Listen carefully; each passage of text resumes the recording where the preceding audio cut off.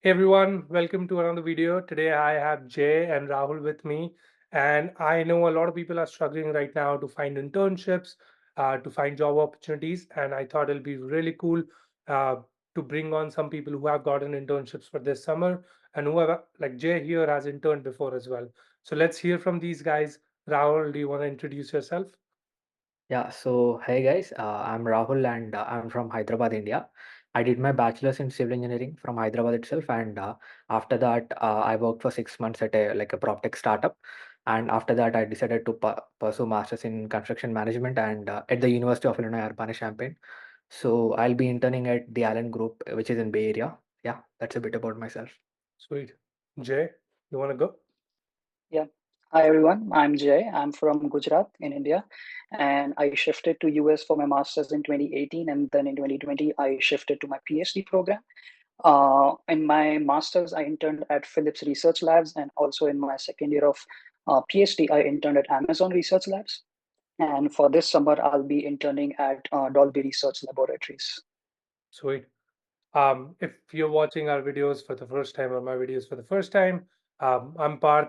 I'm currently working full time, and I did do an internship while I was doing my master's.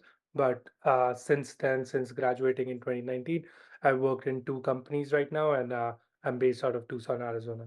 So how about Rahul? We start with you because your experience is like fresh off, right? Because you came to the US in 2023 fall. How did Yeah. your how did you start the process of your internship search? So, I came in fall 2023, right? So as soon as I landed in United States, so after a couple of weeks, I just like started with making like a spreadsheet, noting down all the construction companies, all the owners rep, all the consultancies, and then I went like just applying, not reaching out to anyone. So initially, I got a couple of interviews, but they never really turned out. But apart from this, so I started reaching out to recruiters, expressing my interest and sending my resume, improving my profile. So yeah, so as of now, like I gave like around 8 interviews. That's a lot actually, but I just got one offer till now. And so I got a certification during the break, which is like a project management certification from PMI. And I was constantly, so for example, recently I gave an interview for TY Lin. So where the role was like project controls intern. So in that case, what I did was like I reached out to project control specialist. So I started reaching out to people who like where I'll be working with them. So I started expressing my interest and sending my resume. So I used to hear from them, even though they don't want to interview me. They used to like give some mentorship. And even with the Allen Group, I reached out to their HR, and finally they gave me they sent me an interview invitation, and after a couple of interviews, they gave me an offer. Yeah. Okay. I think you are minimizing your achievement to get 8 interviews as well, where people are not even getting one interview. Yes. So Yeah. Even. eight Yeah. interviews is a lot. Like, how Yes. were you able to crack that through the career fair, or was that you just reaching out to people on LinkedIn and applying through job portals? How did that turn out to be? Yeah, so even my friends were saying that, hey, like you got like a lot, like the highest number of interviews in the batch. So the thing was, I just got 2 interviews from the career fair, which one is from like Findorf Construction, I guess. And so I got 2 interviews from which where I reached out to the HR directly saying that, hey, I applied to the this position, but you guys never really sent any response from it. So in that case, I got 2 interviews. And other two was like I directly applied to the portal, and my resume worked in that case, and the ATS. So and that case I got 2 more interviews. So for example, if the company is in my wish list, like if the company is in my dream companies list, then I would like tailor my resume according to the job description, enter the keywords and customize my experiences and all. And if it's like a general company, I would directly send the resume and upload it, so that I don't waste time on the companies which I don't really want to get into, like just like applying.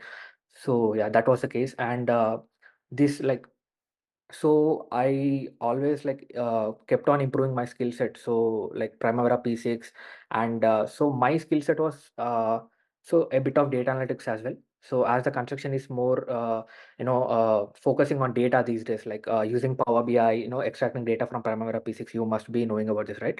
Yeah. So all this adding some like out of the box things really helped me. Even while talking with the recruiters in couple of interviews, I mentioned them like what I can add value to the team. So they were looking for a scheduler, actually scheduling intern. So I told them like, hey, we can make some really good data driven decisions from extracting the scheduling data and making some dashboards using Power BI. So the interviews was scheduled to be half an hour, but when I raised this point, they talked me. The interview was like 1 hour 20 minutes because they really liked that. Hey, we already started working on this point, improving the data analytics team and all. So all these aspects really improved improved the chances. And like, so before coming here, the LinkedIn connections. So my connections was around 500, but now it's like 1100. So Mhm. every day I was reaching to the industry professionals, alumni, professors, like, so even though they may add like a little bit of value. For example, if I am adding you as my connection, for example, if your team is hiring for a project engineer intern, you will be reposting that post, right? So it will come in my feed. So I'm just adding the connections, and that way I landed this one. Now we'll move on to Jay. Jay, how now, right now the industry is in a fickle, right? Like with the job opportunities. Congratulations on your offer, but how do you feel that it's different from 2019 when you did your first internship, and 20 whenever you did your last internship, and now? How do you feel that the industry has been very different?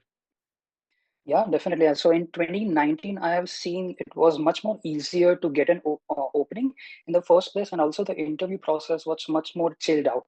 So like there was not a very high bar for like coding. Like I'm from computer science background, so we have coding rounds, technical rounds before getting to the personal behavioral rounds. So I have seen right now like there's a very high bar. So even people who get an interview round, they are not selected even if they pass the coding rounds Mm. nowadays because the bar is so high. And in 2019 it was pretty much chill, I would say, but like I didn't get an STE right away because I was aiming for machine learning roles, and it is very hard for master students to get a machine learning role because you don't have the experience to showcase on your resume. So, but in 2022, like this was the bounce back from COVID. So people were a little bit in that range that yes, we want to hire more. So I was Yeah. lucky in that wave that I was able to get and like ride that wave.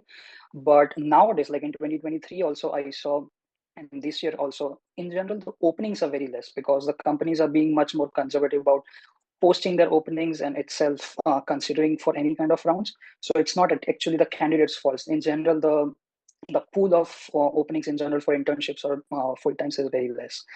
But for this particular internship, the way I got it was through a LinkedIn post. So one of the people, like I think it was something like what Rahul just said. Like I think some mutual connection liked the post, so I got it in my feed, and I saw. And particularly, I am into much more research. So luckily or unluckily, we have very less openings.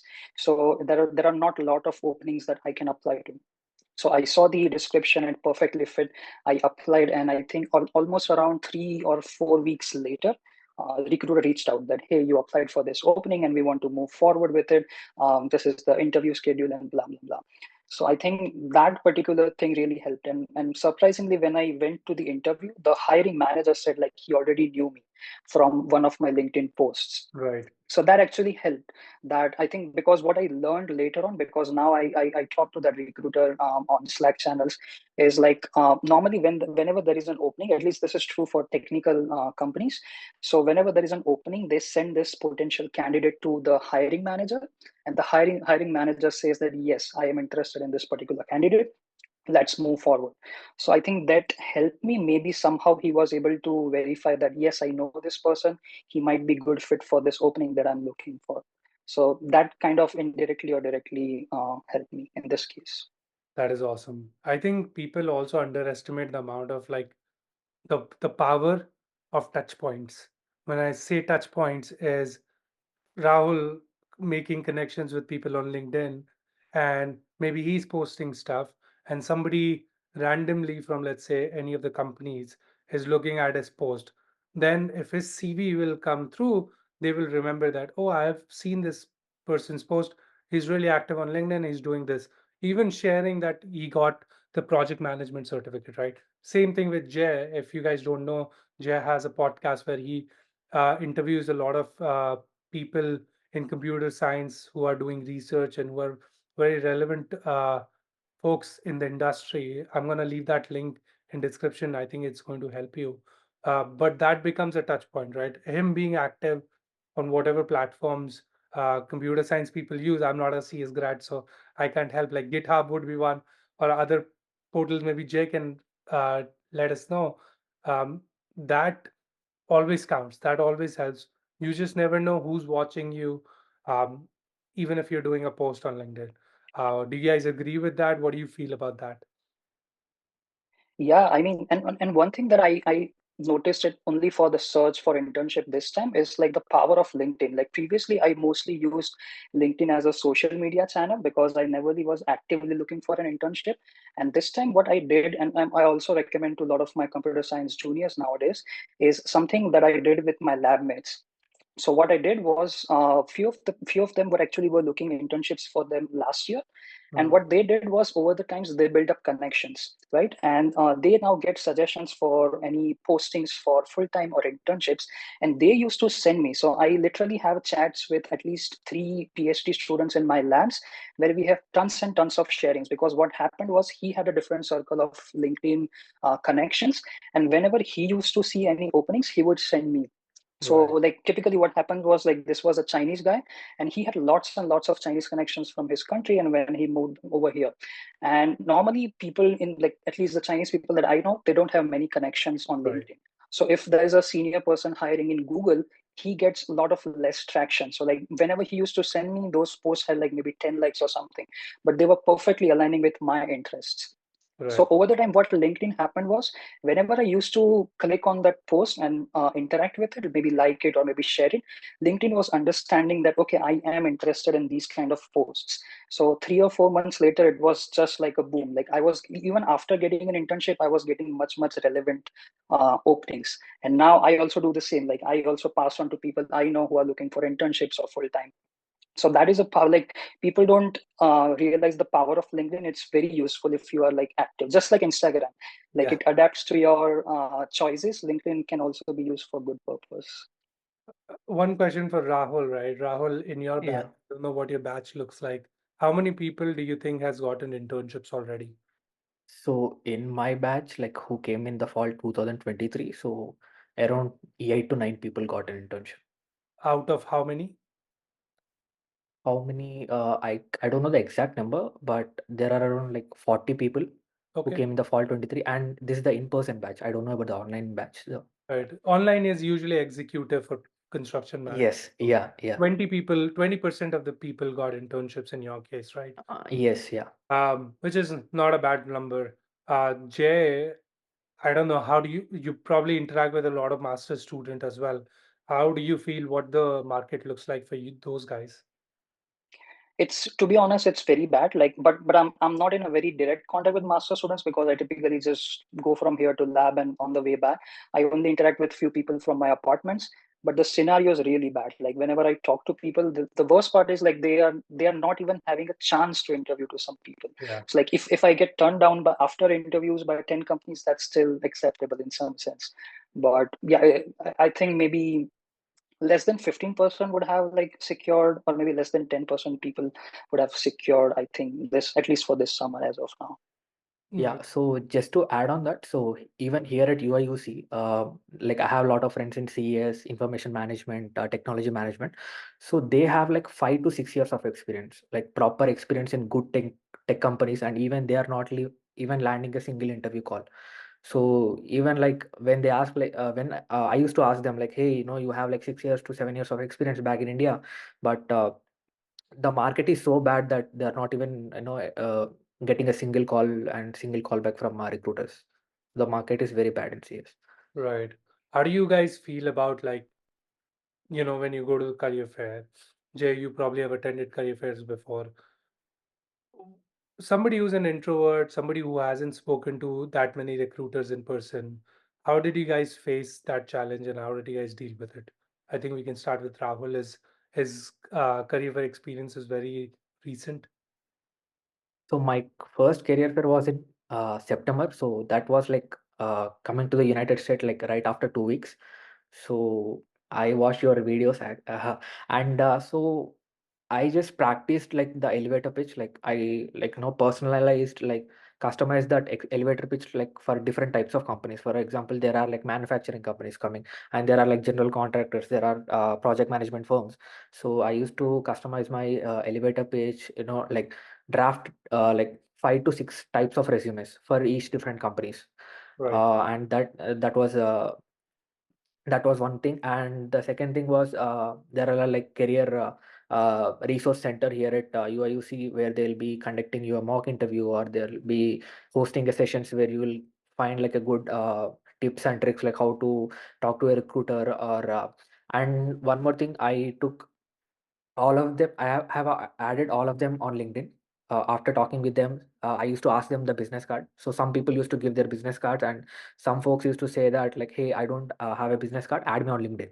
So after going home that night, used to be like I sent emails like around 40 people. So saying that, "Hey, I talked with you today. This is my resume again. Hoping to hearing from you soon and all that." That so Even if you send, so there is no guarantee that you will be getting an interview from them, but you can get some type of mentorship. So where I made a connection with some associate director at Turner and Townsend. So when I told him that, hey, I'm looking for internships and I'm really looking forward to work in your team, he said that, hey, we don't hire interns, but um, let's schedule a call. I can, give you some tips how to land an internship in this industry and what are the skills you can gain. So it was like a half an hour call where he gave me a lot of tips.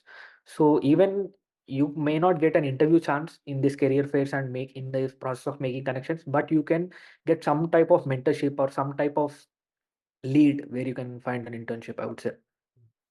Absolutely. Jay, what do you think? My experience in career fair would be very personal because I think being like I have just been to one career fair and that too also at ASU. So Right. at least in my own experience, I didn't find career fair to be that much helpful because for the first reason, the companies that like what Rahul also said, like we have a wish list of companies that right, like if we came to US, leaving our jobs in India, so we have certain thresholds that we want to target for some companies. So first of all, at least ASU, we don't have any companies that are on that list that come to career fair. Mhm. Some of them come, but I think it's just more like an advertisement purpose. So they just come that, oh, hey, you can apply to our careers blog, as if we didn't know that. So most of them don't give a booth kind of experience where you can talk to a recruiter, hand out your resumes.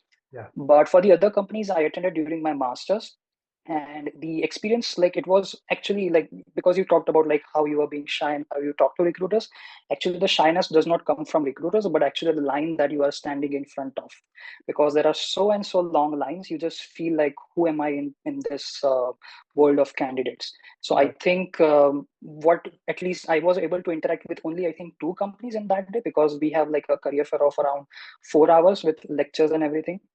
So I was only able to talk to two companies, and the biggest takeaway was as in like how do I make myself stand out, and that was only coming down to projects. And that is something I realized because this was my first semester that I came to US, so I pretty much had the same resume that I had in my undergrad, so there was nothing new that I had on my resume. So how do I make myself separated from all this long candidates of people? And secondly is being concise. I think most Indian peoples, like even now I interact with a lot of students in my lab or over there, like we tend to jumble a lot when we are trying to make, like we are trying to sell ourselves. And explain the And it, process. yeah, and I also did the same mistake, so I can definitely understand. But sometimes when you are in a crowd of like maybe 100 people, like just shoot your point as in like this is what makes me different than the other 100 candidates. Right. I also feel one more thing, right? Like, and I feel it very strongly. I feel that take all the opportunities which is coming to you, like career fair, any kind of company events which are happening at your campus.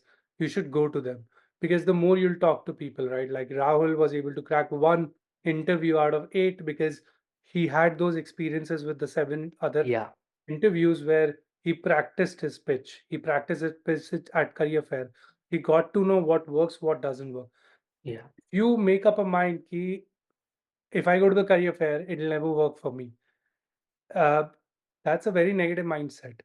You really need to go out there, put yourself out there, and try to reach out to as many people as you can.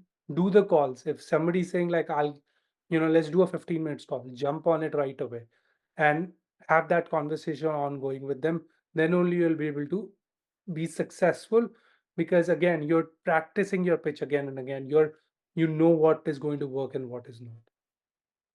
And just to add Absolutely. on that, so Yeah, even if you don't get that immediate benefit from that connection that you made, like I understood that we always have to look the long term game.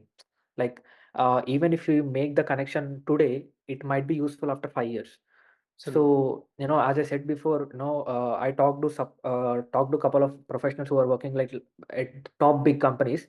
They don't really hire interns, but some of them they really gave some tips, and some of them even gave their number, like the contact number, and like, hey, if not today, future, like we may hire more people for the projects, and I'll be definitely get back to you, or you call me at that time and all. So long term, it should be a long term game, I would say.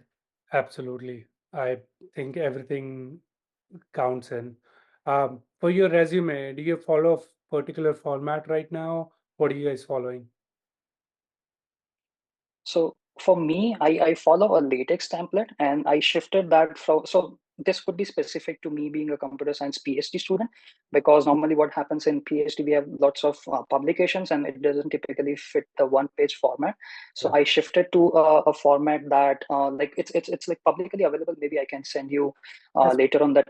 If you can send me Yeah. the link for it, I'm gonna share that in this video as well. Yeah, and I think since most of the people watching this video might be master students, so in masters, I used to follow a template that was given to me by ASU. But I think that it's not specific to ASU. I think I can also share that, and Okay. it's popular with other university formats also. Okay. And Rahul, what about you? Are you following the format So I've been posting around? yes, so just like single, like for the master student, like one page is like more than enough. So I used to mention like my name in like solid bold uh, font, and my LinkedIn, my contact, and my when like my career objective. Like I'll be mentioning like construction management graduate student looking for summer internships 2024 in construction industry. That's it. And after that, my education, my relevant coursework. So the reason I put my relevant coursework is that there will be keywords, right? For example, the coursework that I have taken, construction cost analysis or construction planning. So this might help you in that ATS system and the projects that you did. So yeah, this one single page of resume will be enough. Yeah. Jay, is your resume a single page or is it double page? So for masters, I used to strictly have it for one page, and definitely I suggest that very hardly for all the other master students who reach out to me. But after in my PhD, I have like I think a 2.5 page CV. In most of the research roles, they tend to ask you for a CV, which is a much more detailed version of your professional experience, and it tends to have a lot of other values rather than just having your projects. Absolutely. All right. Yeah. I think we're gonna close up here. There's a lot of questions which students, can always ask. And if you are watching this video until now, please comment down below what are the questions you have for Jay and Rahul, and we'll be happy to answer them maybe on Yeah, another sure. call or in the comments below. Any ending thoughts, both of you?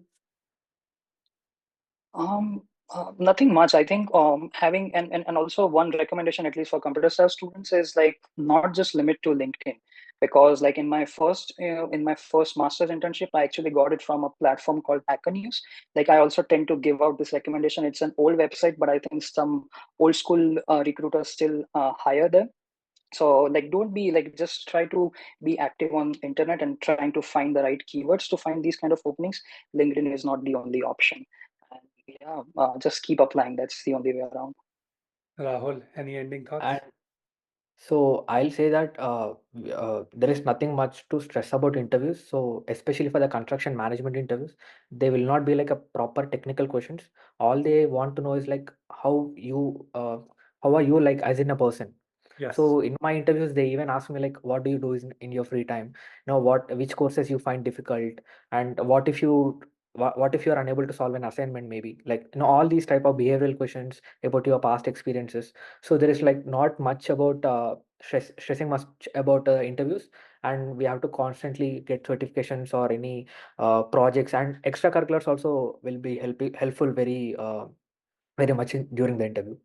So And I they can, want to talk more about the extracurriculars. yeah, I can second that. The construction management interviews are very behavioral instead Very behavioral, yeah. of very technical. I've I have been interviews and I've been the interviewer, so I know the questions I prepared is always like problem solving skills. What do you do for Yeah. fun? How do you interact with other people? Again, and it's very Yes. industry specific. The type of interview we are talking about. In Jay's case, it's going to be a very technical interview. Maybe there's going to be a few round of interview where one is like more personal, behavioral, and the second one is going to be technical. But that's just part of the industry. Anyways, thanks guys for being here, sharing your insights. I really appreciate it. And I'm sure like the other students who are listening to it appreciate it. I'm going to leave your LinkedIn in the description if you don't mind. I'm going to leave the resources we talked about in the description. And please subscribe to the channel. And until then, we'll see you in the next one. Take care, everyone.